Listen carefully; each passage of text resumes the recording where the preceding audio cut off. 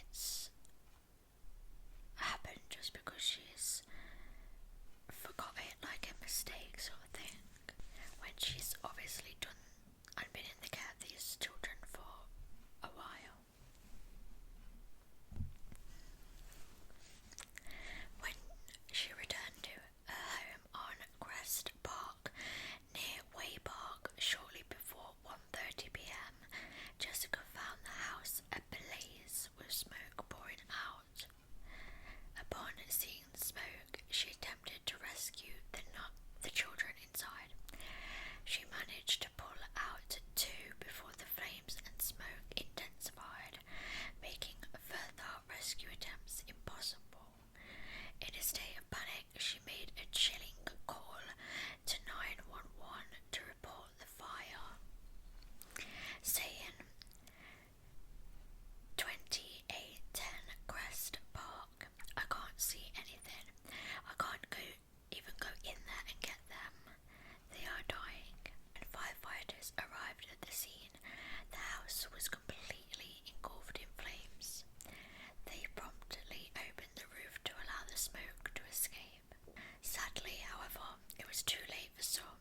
Elias Xavier Castillo, 16 months old, Shamari Leon Dickerson, 3 years old, Elizabeth Cajo, 20 months, and Kendall Stratford, 20 months, all died in the fire, and 3 other children sustained serious injuries. Also apologise if I have mispronounced any of the names. Jessica initially claimed she was in the restroom at the time the fire started. Does she mean the restroom of Target or the restroom at the daycare? I'm confused. Doesn't really say. However, upon closer inspection, Houston Fire Department investigator D. Green found no physical evidence such as salt on her clothing or any injuries to indicate that she'd been inside the house during the fire. So, yeah, obviously she's clearly said that she was in the bathroom when it happened, but like she wasn't. She was at Target shopping and she literally left a pan on the stove knowing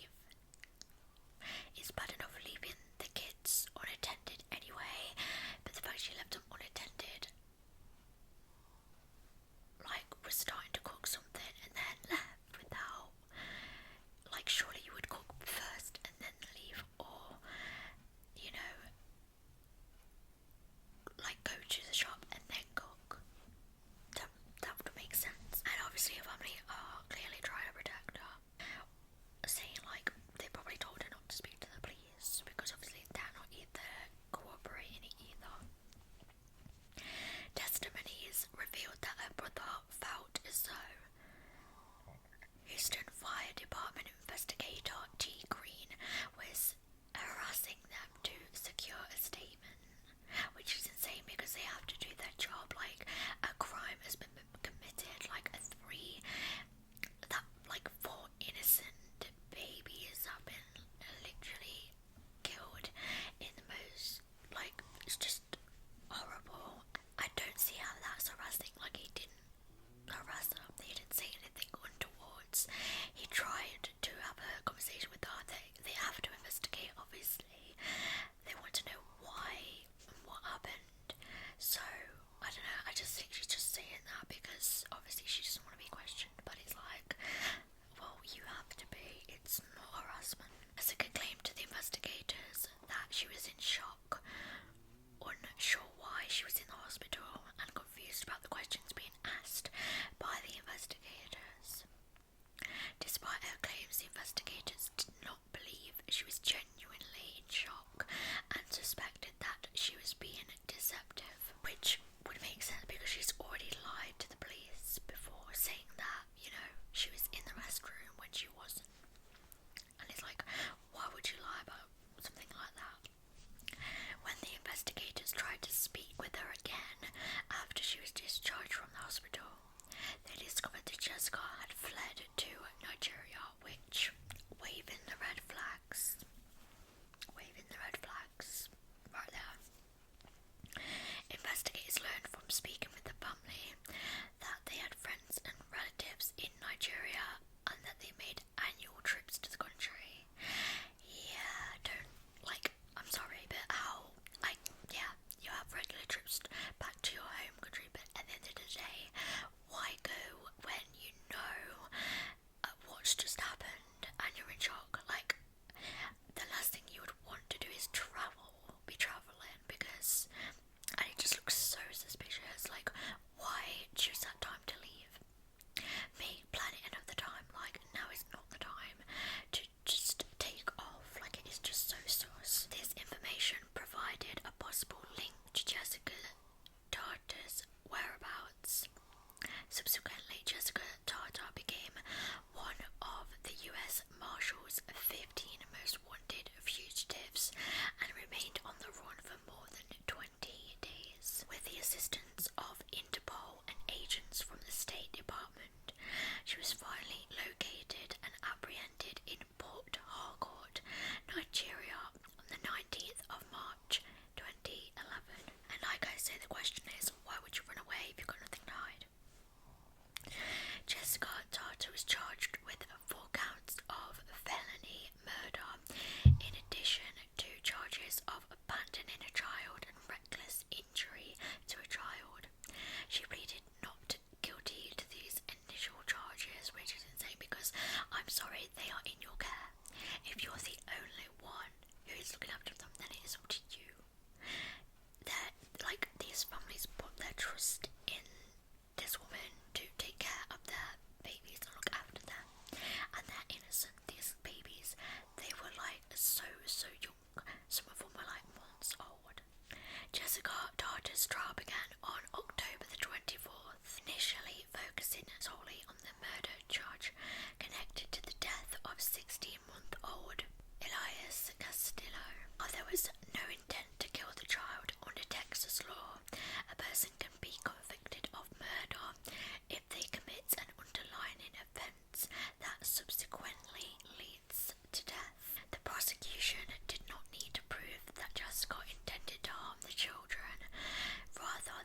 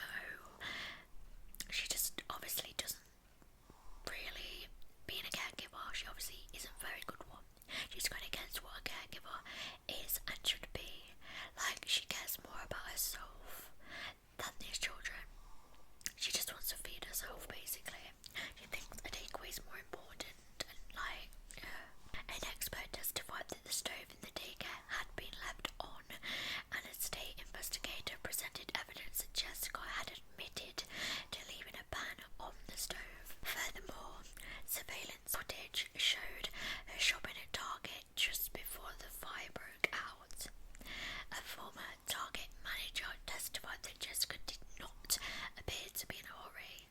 Yet again, she's taking her time. If she's taking her time, that means she doesn't care.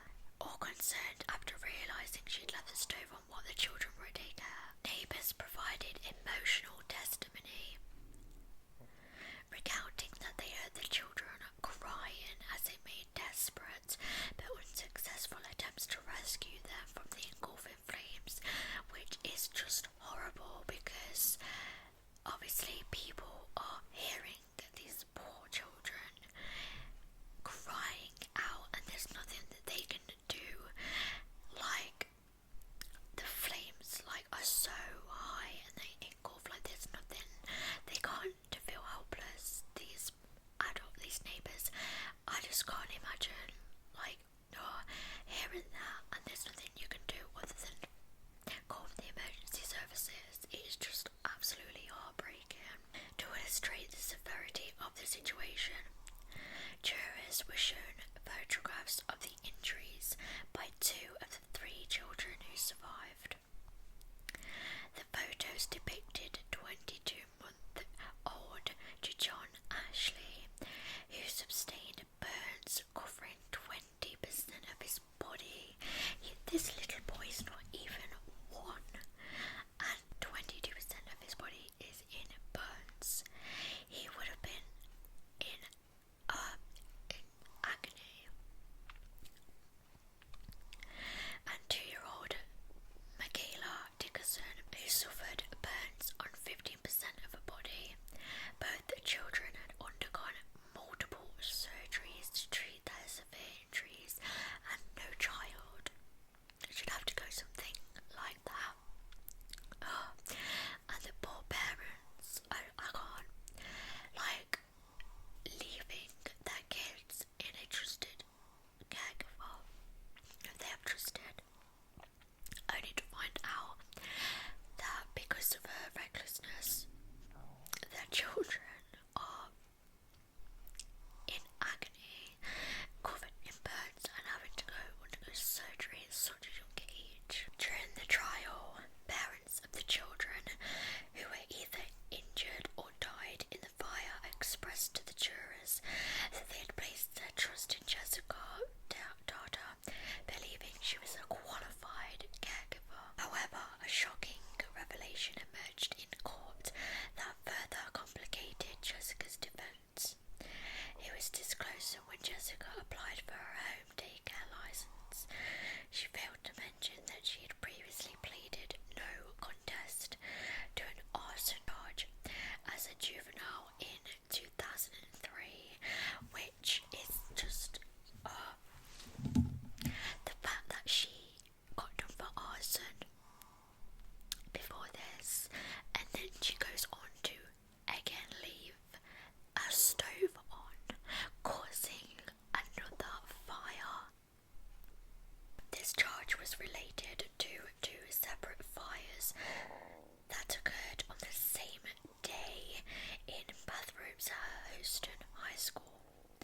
This past incident raised serious concerns about her judgment and character, influencing the jury's perception of her culpability in the daycare fire.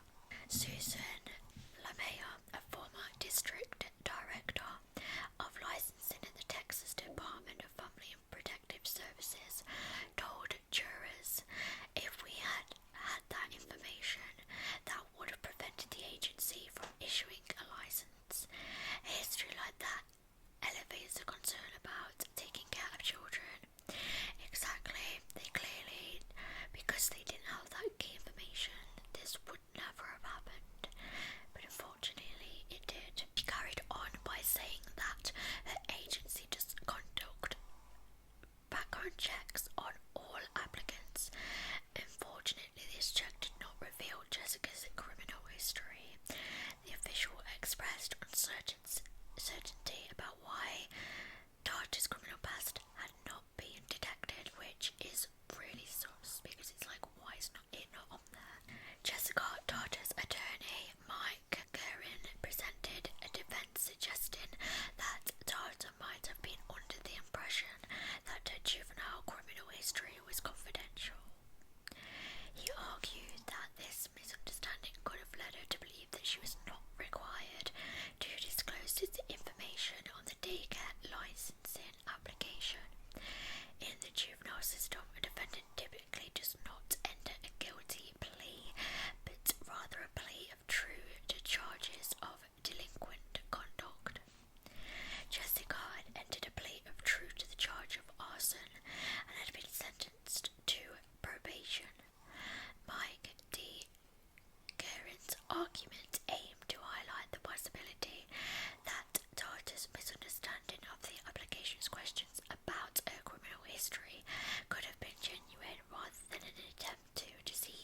you would think, using common sense, that you would disclose that because it's safeguarding when it comes to working with kids.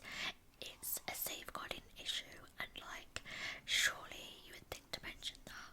During the trial, Lisa Hayes, an arson investigator with the Houston Fire Department, who had previously taught a fire prevention class that Jessica attended as part of her probation for the arson case in 2003, provided compelling testimony. She told jurors that during the course, Jessica displayed a concerning lack of empathy or concern for the potential harm her actions could have caused.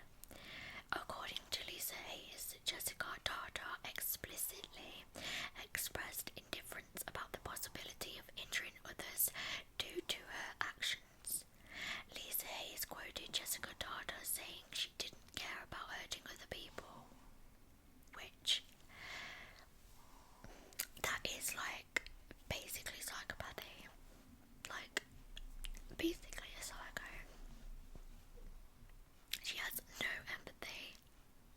Additionally, testimony in the trial highlighted Jessica's troubling behaviour during her high school years, reinforcing concerns about her character.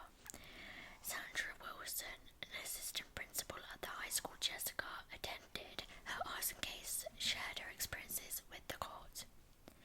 Sandra Wilson testified that she had to discipline Jessica on multiple occasions, including an incident involving forged grades.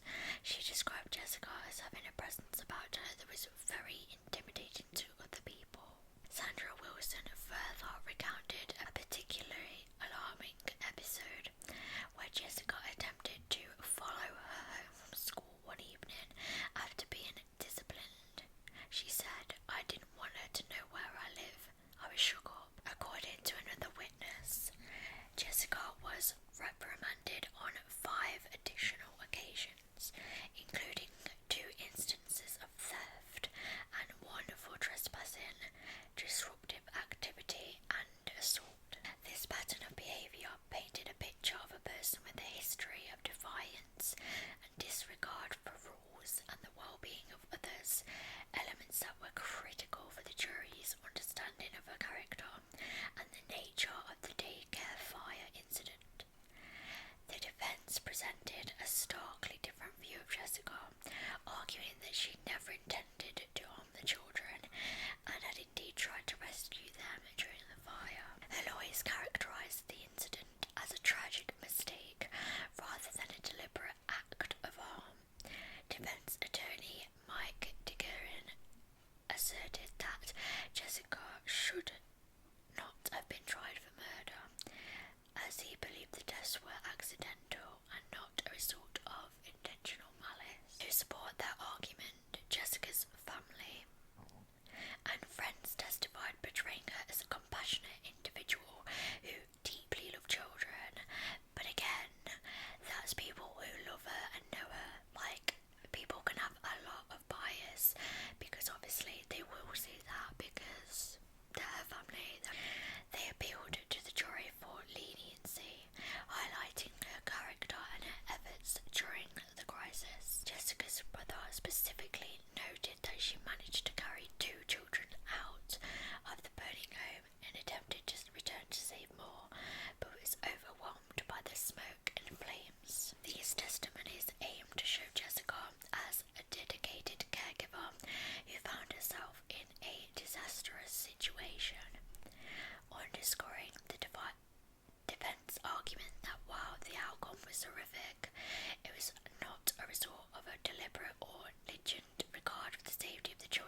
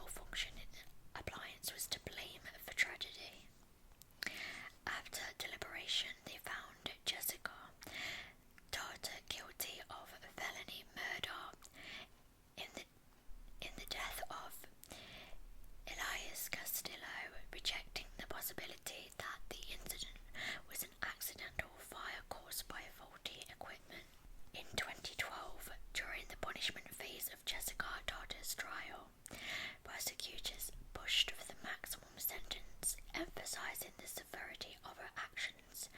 The potential punishment ranged from 5 years to life in prison. At the sentencing hearing held in a Houston courtroom, the great-grandmother of Elias Castillo, who died at the age of 16 months, addressed Jessica directly. While holding Jessica accountable for the tragedy, she expressed her forgiveness. She said, "Nobody wins in this situation. My heart goes out to the Darter family and those precious mothers and fathers who lost their babies." Little Elias's grandmother, on the other hand, said she deserves life in prison so she doesn't do any more harm. During the closing arguments of the punishment phase, Jessica's attorney, Mike DeGuerin, emphasized that the fire and subsequent death were accidental. He argued that Jessica made a terrible mistake, but never intended for the children to be harmed because she loved them. He urged the jury to consider that Jessica had no malicious intent and that the tragedy was the result of a lapse in judgment rather than deliberate negligence. He said she should have called for help, or she should have said to herself, "I'll wait until they wake up, change their diapers, I'll load them up in the car and we'll go to Target together." But she didn't. She thought, "They'll be fine, I'll be back in 20 to 30 minutes and they'll be fine." That is where she was wrong, and that is where she's going to live with that decision for the rest of her life. She mourns for those children. Mike D. Curran argued that Jessica would pay the price forever, regardless of how long she spent in prison due to her poor judgment. He urged the jury not to let emotions dictate their decision on the length of Jessica's prison sentence, emphasizing that the tragedy was not the result of malicious intent. Instead, he implored them to recognize it as a lapse in judgment that would haunt her for life. However, Assistant District Attorney Connie Spence argued that the closing arguments that evidence showed Jessica had left the children home alone on previous occasions. Connie Spence asserted that Jessica consistently put her personal desires ahead of the well-being of the children in her care. This behaviour, Connie Spence emphasised, demonstrated a pattern of negligence and disregard for the children's safety. She said if that was the first time she'd ever left those babies alone, she would be in a hurry. She would be panicked, thinking, "Okay, I need to get home, I need to go home." She made her life the priority, not those babies. What we want is justice, not vengeance. What's a child's life worth? How can you put a number on a child's life? They will never be back, and what could have been will never be. During an emotional closing argument, prosecutor Connie Spence showed the jury a video of the children playing together not long before the fire. She added, "We as human beings look forward in life, and they've been looking at Jessica Darter for the last 4 weeks, and they can humanise her because we are human and because we look to the future. We tend to forget the past too quickly, particularly when all you have left is a flat piece of paper." Jurors then heard from several witnesses, including Jessica's sister and the mother of the victims. Jessica's sister testified that her sister was devastated following the fire. Elias Castillo's mother, Keisha Brown, also took the stand. She chuckled softly as she described her son as a happy baby who always seemed to be smiling. However, tears began to flow as she recounted how she learned her son had been injured in the fire at the daycare and how she held on to the hope that he would pull through, but he tragically passed away the next day. Can't nobody say a single word and make you feel better? Because your heart is breaking. I can't even imagine as a mother losing a child so young. It's just, after putting your trust into someone and just getting that news, it is just awful. Jurors deliberated for 7 hours over 2 days before finally reaching a decision. Ultimately, 24-year-old Jessica Darter was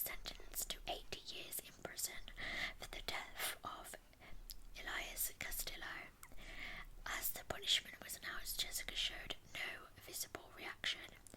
In addition to the prison sentence, she was ordered to pay a $10,000 fine. Initially, Jessica was scheduled to face 3 other counts of murder, 3 counts of abandoning a child, and 2 counts of reckless injury to a child. However, the judge decided to drop the remaining 8 cases against her. The district attorney's office retained the option to refile the murder charges at a later time, but felt it was in the best interest of the families for Jessica to begin serving her prison sentence immediately. Steve Baldasano with the Harris County District Attorney's Office said, "She's not eligible for parole for another 30 years, so there's no point dragging the families through another trial for no gain if she's going to be in prison, which I understand. She's in prison for 80 years, and it's going to be a while before, they want to add on the other charge, which I understand, because otherwise it's kind of dragging the families through the pain and suffering even more when he wants them to be able to mourn for their babies, despite only being sentenced for the death of one of the children. During the trial, jurors heard about the deaths and injuries of all of the preschoolers. Steve Baldasano carried on by saying they heard about all of the kids. All 7 were mentioned from beginning to end. I think the 80-year sentence reflected that. We want to make sure the message goes out clear, and I think the jury felt this way, that if any daycare worker or anybody dealing with the elderly, that they pay attention and they look at this verdict and it changes the way they do things. He said there was no way to stack additional sentences on top of the 80-year punishment, so any more trials would be redundant. He said, "There's really no reason to drag the families through all of that again. They pretty much understand there's no point in going through that again for nothing. She's already doing the time."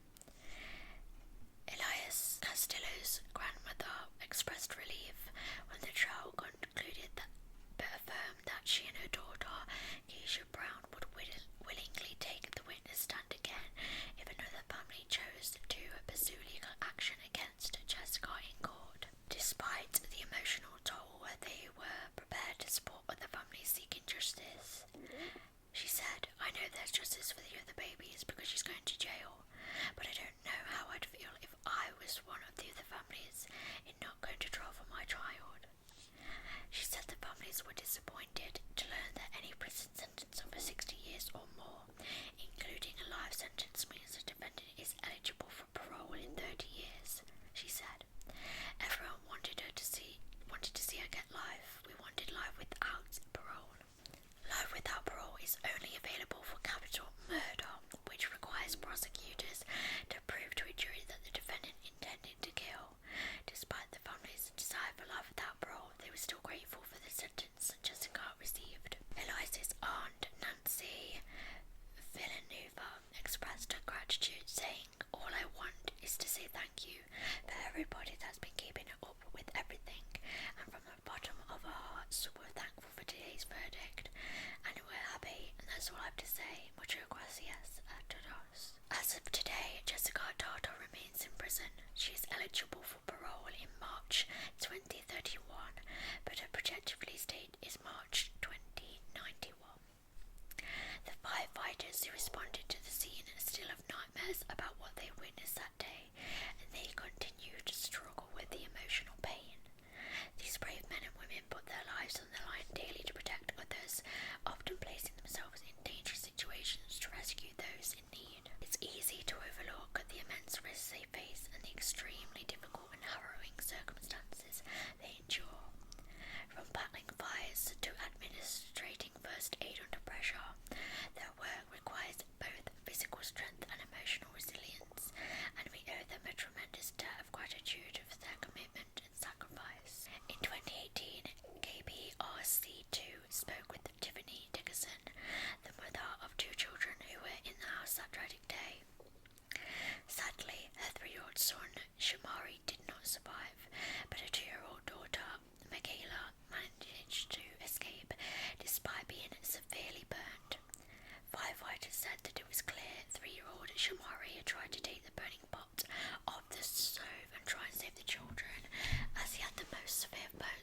videos, which just breaks my heart to think that this poor little brave little boy he had more common sense than his caregiver. He took it off the stove to protect the other children, and he literally lost his life. Like, it just, knowing that, it's just, honestly, it's just gut-wrenching. When he realised it was too late, he heroically covered his little sister, Michaela, with his own body and saved her life. It was nap time, but everybody was in the fire.